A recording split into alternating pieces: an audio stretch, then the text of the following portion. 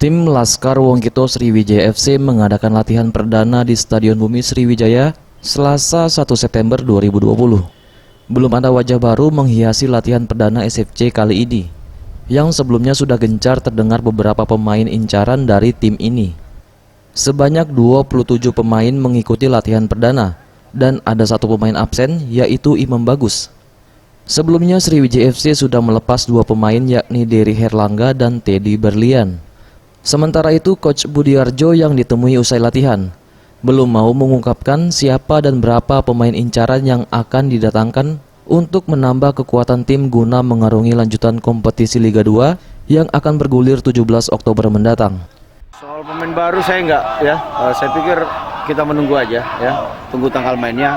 Salah teman-teman semua pasti tahu siapa pemain baru nantinya. Saya belum mau menyebut juga ya. Jumlahnya ke dua atau? Belum tahu jumlahnya juga ya. Ya, nanti aja dah. Pokoknya buat surprise buat teman-teman semua lah. Eza PM, Sriwijaya TV.